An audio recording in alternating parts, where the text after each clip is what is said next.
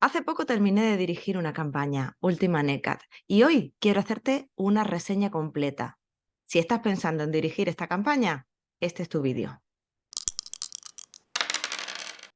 Hola, ¿qué tal? Soy Mer, narradora de Aquelarre, y en esta sección te hablo de mecánicas, de anécdotas y te doy consejos de juego siempre desde mi punto de vista de máster y de rolera novata. Así que si este contenido te interesa, no te olvides de suscribirte y activar las notificaciones para no perderte ningún vídeo.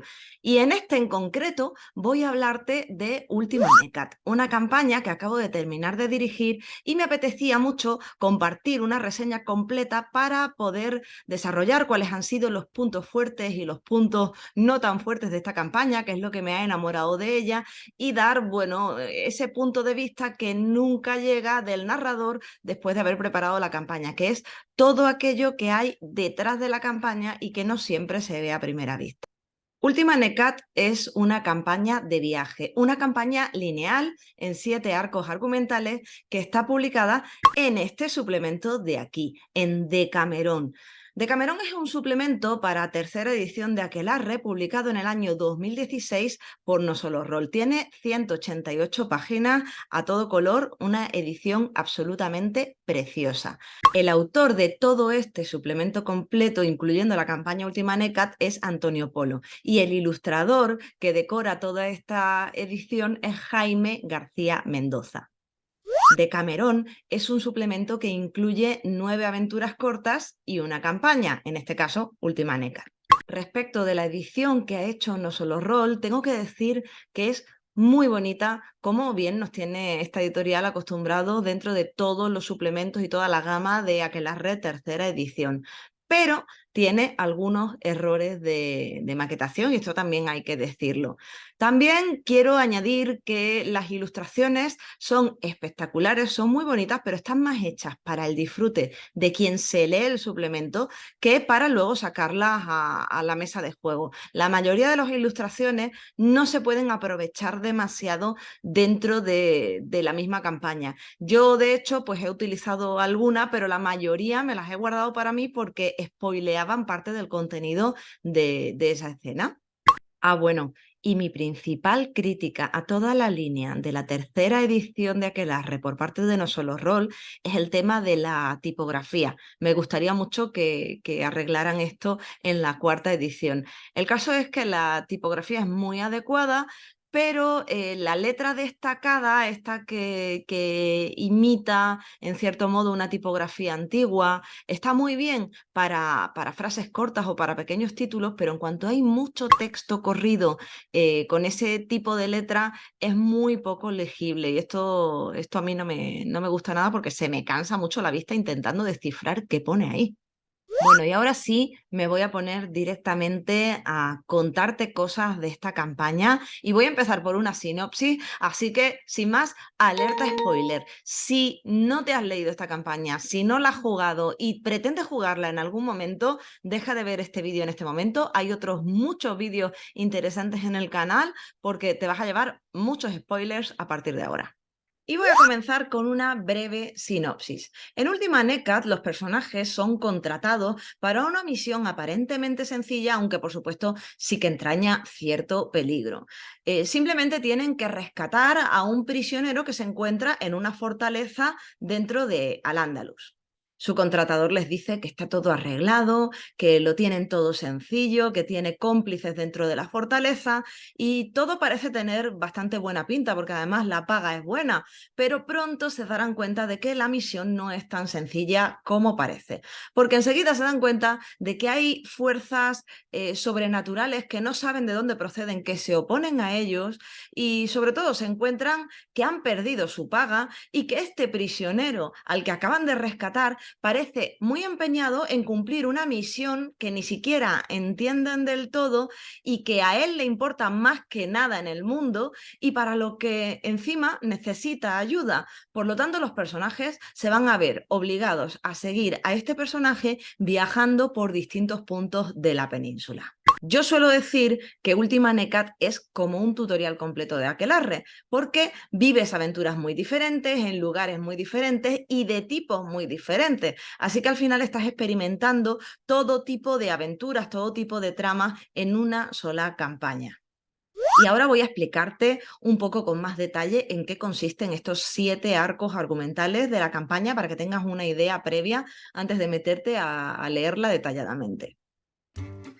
En el primer arco, cuyo nombre yo sinceramente no sabría pronunciar, así que lo adapté y lo llamé El Sabio, sucede pues lo que acabo de decirte. Son contratados para rescatar a un prisionero dentro de una fortaleza que se encuentra en Salumbiña, dentro de Al-Ándalus, y bueno, tienen todo organizado, tienen un plan, van a llegar hasta Salumbiña en barco, luego tienen que trepar a la fortaleza, tienen que rescatar al prisionero que está en una localización muy concreta, van a tener un cómplice dentro de la fortaleza y luego pues deben salir con él y allí recibirán la paga. Pero ¿cuál es su sorpresa cuando ejecutan todo este rescate y cuando salen se encuentran que todos sus compañeros están en el mar muertos, han muerto ahogados y que se empiezan a levantar unas olas terribles, unas olas inverosímiles, unas olas sobrenaturales que pretenden acabar con ellos?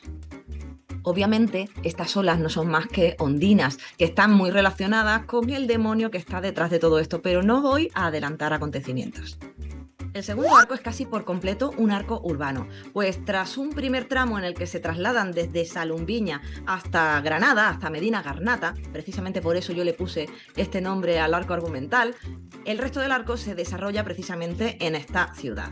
¿Y qué es lo que sucede en este arco? Pues sucede que los personajes se encuentran con que han perdido su paga y están con este prisionero que parece un sabio algo chiflado que se llama Abu, aunque yo en mi campaña lo llamé Dabud porque ya tenía un personaje con este nombre y no quería que se generaran confusiones.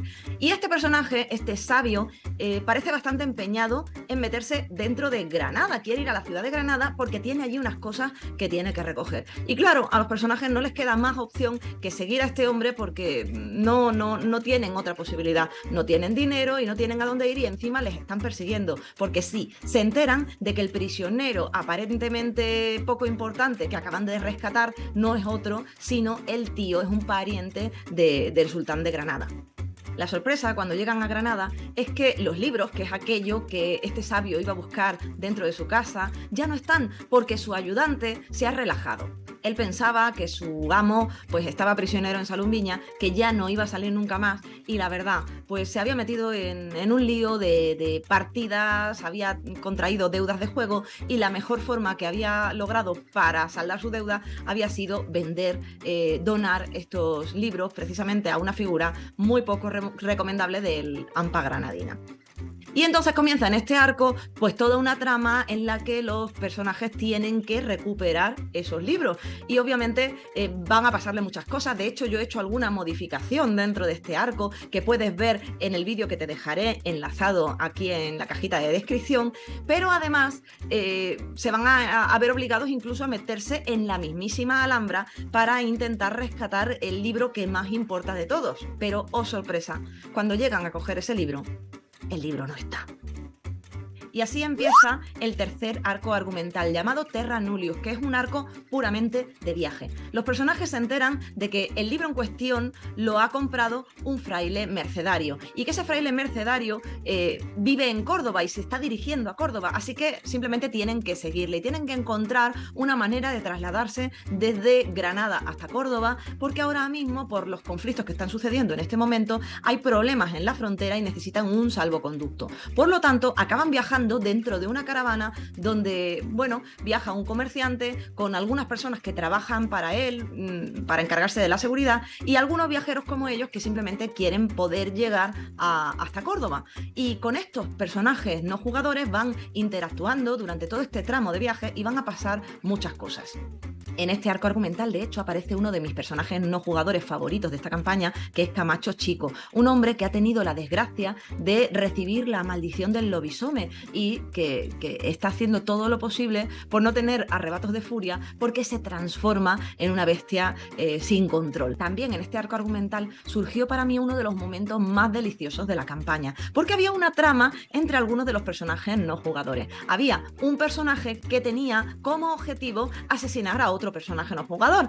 Y surgió la magia, como pasa siempre con el rol. Una de mis jugadoras hizo un comentario, necesitaba a toda costa conseguir un ingrediente, necesitaba conseguir vino, y decidió aproximarse a este personaje no jugador que tenía la agenda secreta de que quería asesinar a otro personaje no jugador.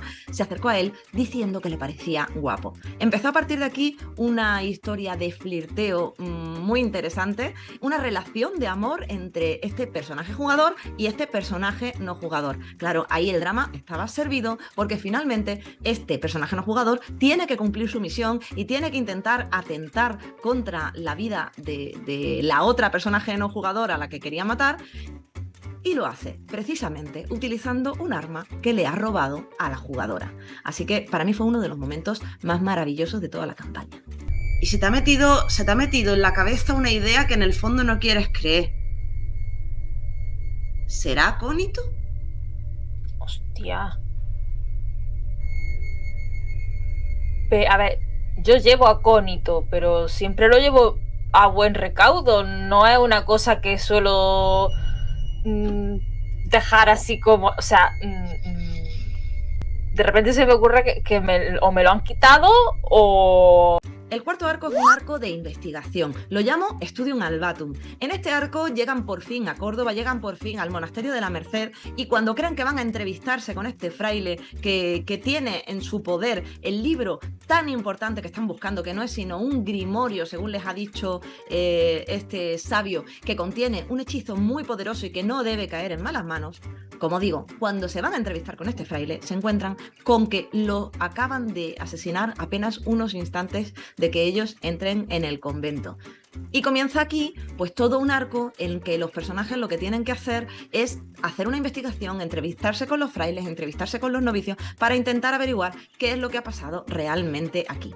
Y es que lo que ha pasado realmente es algo que ya se puede oler el narrador, pero que no pueden intuir los personajes. Y es que el gran villano de esta historia, del que de momento no te he hablado demasiado, ha pagado a uno de los frailes para que robe ese libro, y no le ha quedado más remedio que acabar asesinando a la persona que tenía el libro en su poder para conseguirlo.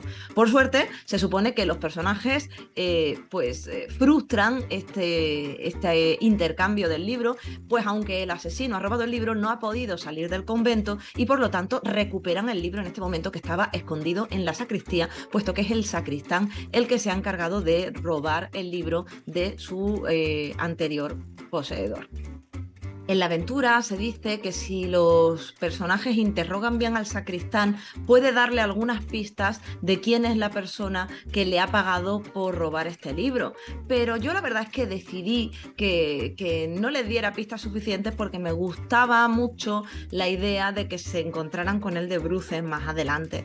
Entonces provoqué simplemente que el sacristán pues fuera misteriosamente asesinado justo antes de revelar quién le había pagado por conseguir el libro.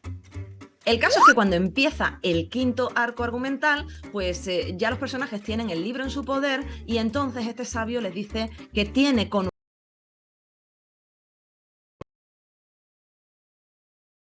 están sus hermanos, los hermanos de la cofradía Anatema, y aquí por fin parece que los personajes empiezan a tener cierta información, y quiere llevarles este libro para que ellos lo custodien.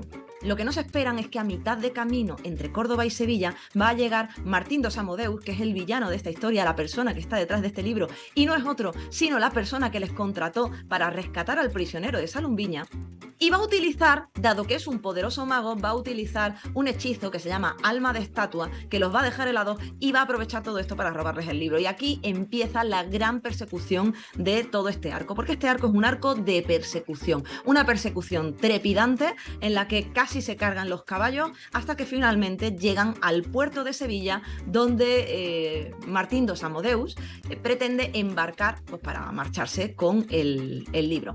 Martín dos Amodeus ha estado asesinando a distintos hermanos cofrades, y de hecho, como es un mago nigromante, pues les va a mandar a los personajes a estos muertos revividos por él con su anillo de nigromante para que los entretengan. Pero si todo se les da bien a los personajes, podrán acceder al barco antes de de que se aleje demasiado y podrán por fin enfrentarse con Martín dos Amodeus en un combate que parece el combate final de toda esta campaña, pero que realmente en el sexto arco argumental, que se llama De Insula Finis Mundi, los personajes han terminado ya con Martín dos Amodeus y aunque intentan dominar el barco, no lo logran porque el barco navega solo y no saben en qué dirección.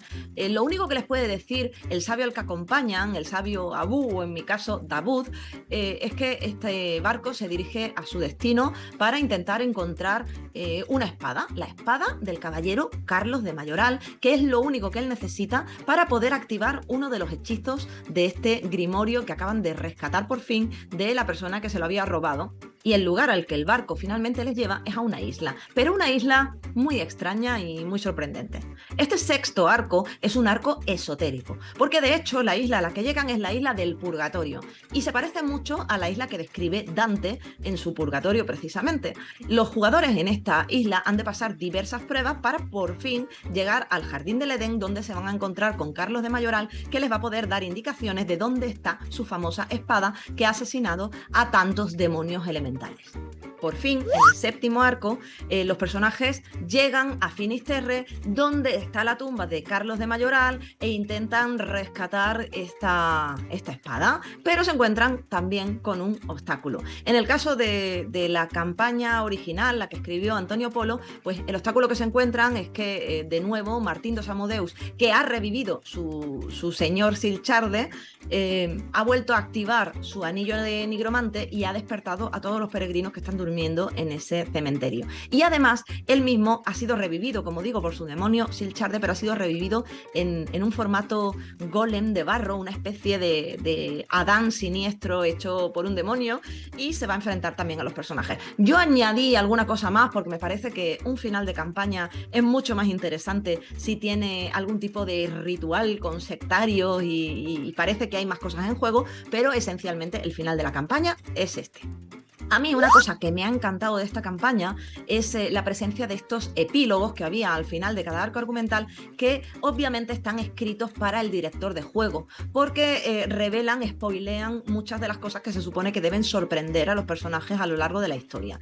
Tanto me gustaron que yo introduje estos epílogos dentro de la narración que hice a mis jugadores, pero claro, los introduje algo modificados, ocultando voluntariamente algunos de los elementos que salían en los epílogos para no spoilear demasiado, pero sí darles cierta información de todo lo que estaba pasando detrás y que ellos no conocían, y por lo tanto iban a tener que jugar mucho con el metajuego.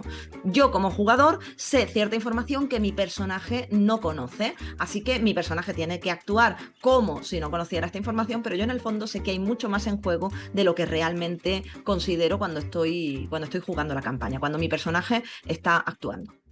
Y bueno, ¿qué cosas a mí me han encantado de esta campaña? Pues lo primero que me enamoró fue el hecho de que se trate de una historia de desarrollo y ascenso de unos personajes. Los personajes empiezan siendo personas completamente normales, medios.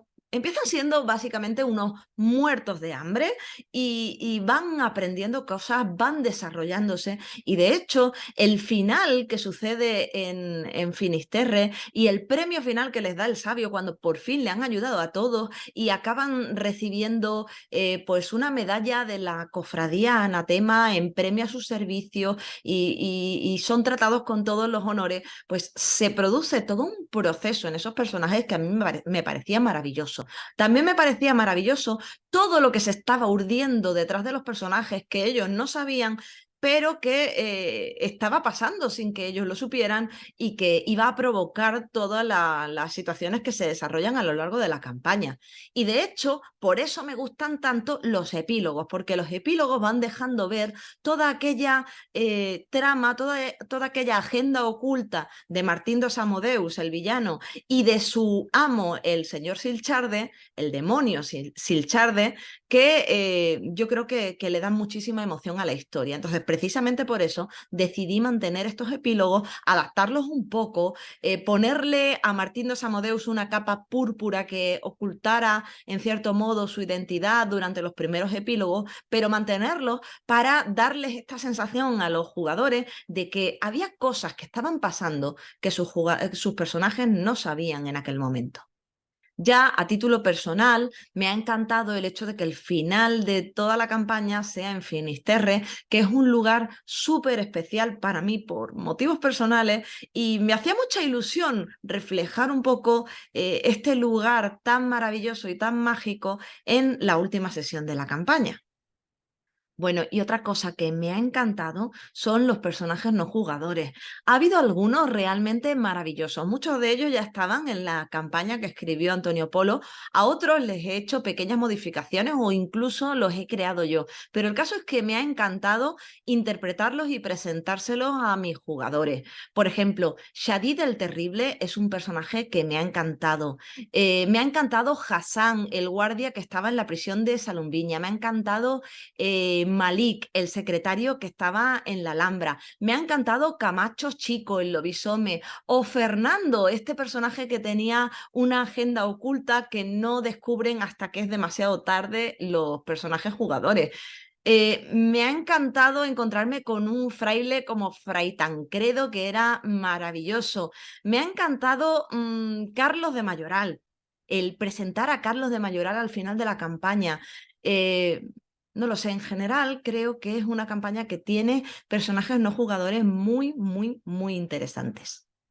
Bueno, en realidad lo que a mí más me ha gustado de toda la campaña ha sido ver crecer a los 5 personajes que han interpretado mis 5 jugadores. Así que, no sé, ha sido súper bonito ver cómo iban creciendo, cómo iban desarrollándose, cómo iban aumentando en complejidad y cómo la campaña iba moldeándolos un poco y se iban convirtiendo en personas de las que me ha costado mucho separarme. Estoy de duelo. Está siendo muy difícil vivir sin estos 5 personajes, sin Abu Albasti, sin Ambrosia el Marino, sin Andreu Molló, sin Olivia Montesano y sin Urraca de Tormes.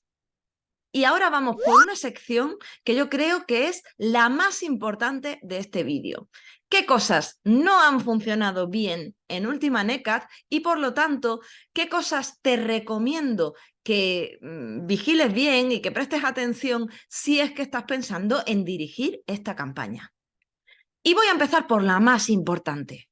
El personaje de Abu, el que en mi campaña se llamaba Davud, cae mal. Es un personaje muy antipático.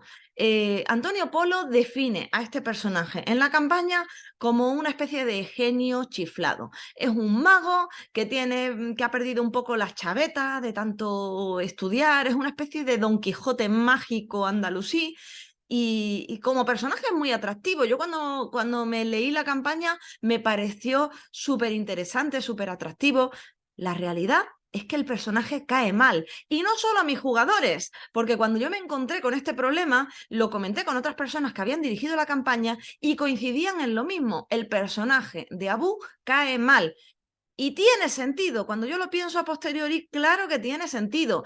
Tenemos a un loco que no hace más que desvariar, que no les da ningún tipo de explicaciones a los jugadores y que al final está provocando que les caigan un montón de peligros encima sin saber ni siquiera por qué están combatiendo. Les está metiendo en lío. Entonces, lo lógico es que estas personas que están acompañando a este sabio chiflado enseguida quieran desembarazarse de él porque se den cuenta de que realmente este hombre es un loco que les va a meter en un lío del que no van a poder salir.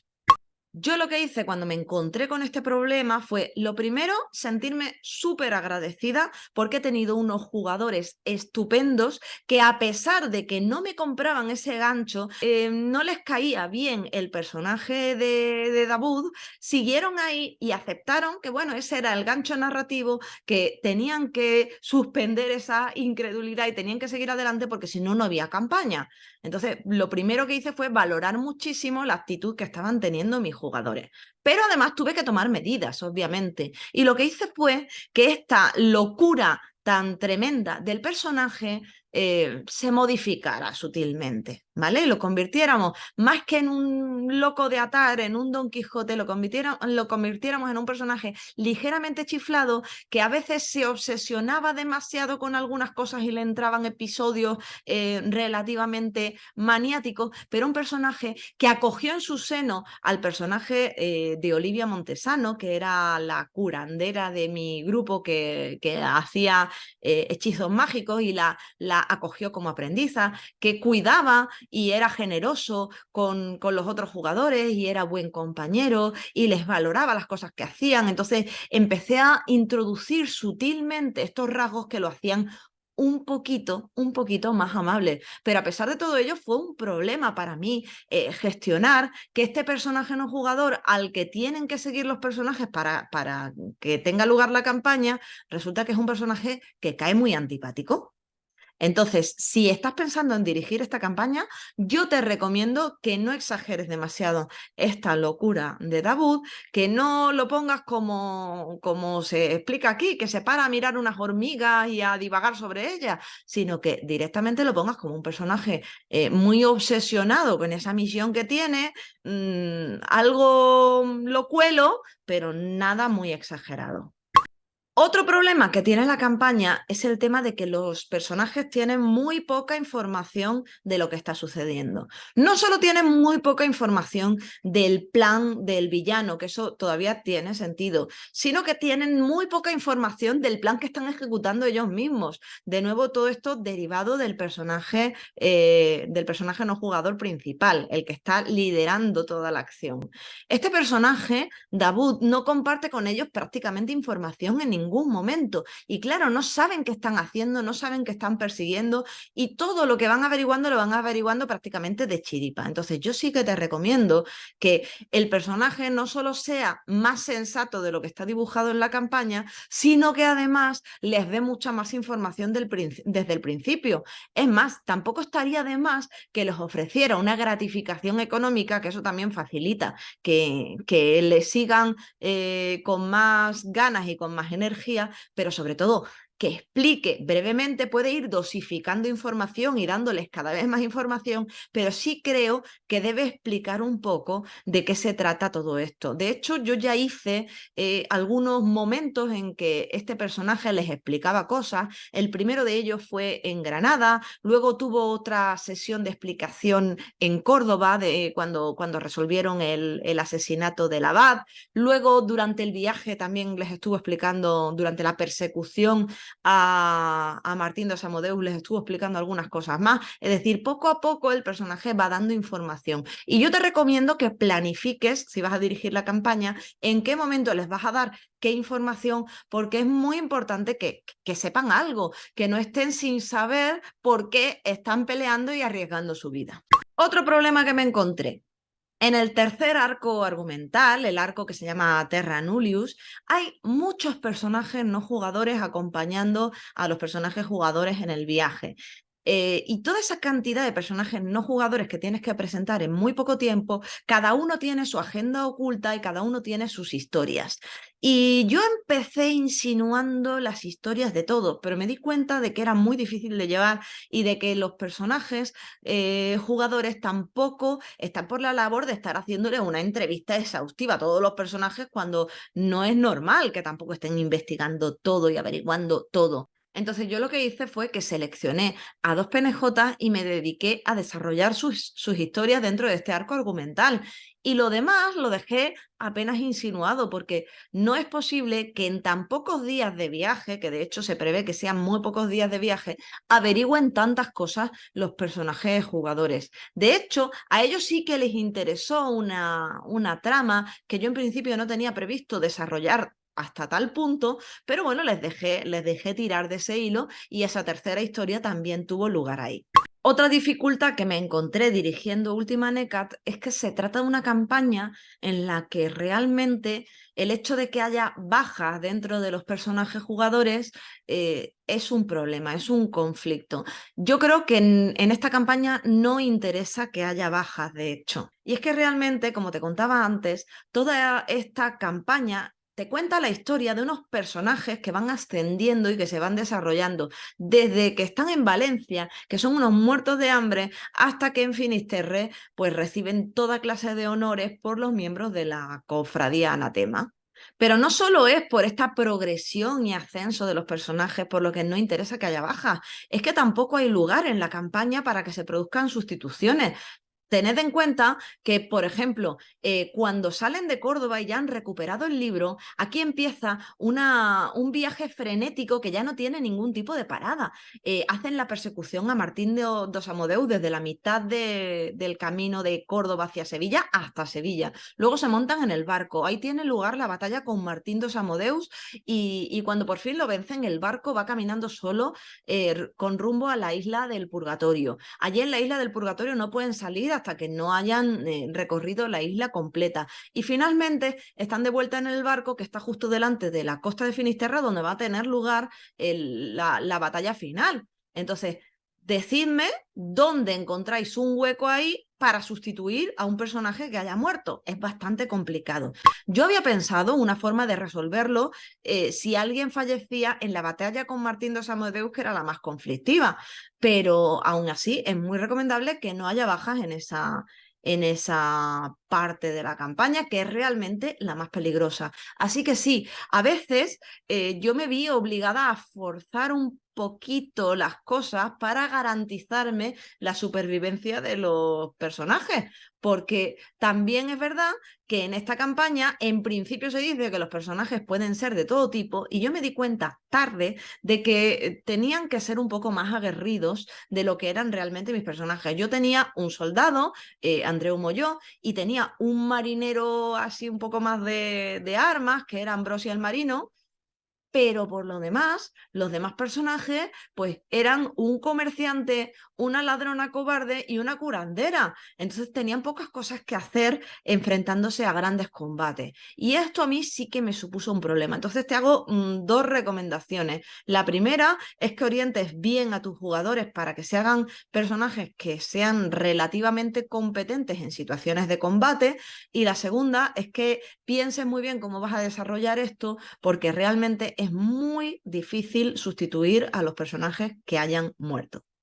Yo en esta campaña he hecho algunas modificaciones, he cambiado muchas tramas, he modificado por completo el sexto arco argumental porque no me gustaban del todo las mecánicas que había establecidas en la campaña. También he cambiado bastante cuál iba a ser ese gran final en Finisterre y he establecido algunos recursos narrativos para intentar darle algo de circularidad, pero esencialmente creo que he respetado bastante el espíritu original de la campaña que había publicado Antonio Polo y de la que en realidad me enamoré en esa primera lectura y por eso quise contar esta historia. Y esto es todo, espero que este vídeo te haya aclarado muchas cosas si es que estás pensando en dirigir esta campaña. Si te ha servido y si te ha ayudado, por favor, dale like, que es algo que a ti no te cuesta nada y a mí me ayuda un montón. Déjame un comentario contándome si ya has dirigido esta campaña o si estás pensando en dirigirla y qué ideas se te han ocurrido. Si yo puedo ayudarte en algo, estaré encantada de facilitarte pues lo que necesites. Y nada más, a jugar mucho, un beso para todos y por favor, la irracionalidad, mantenerla bien alta.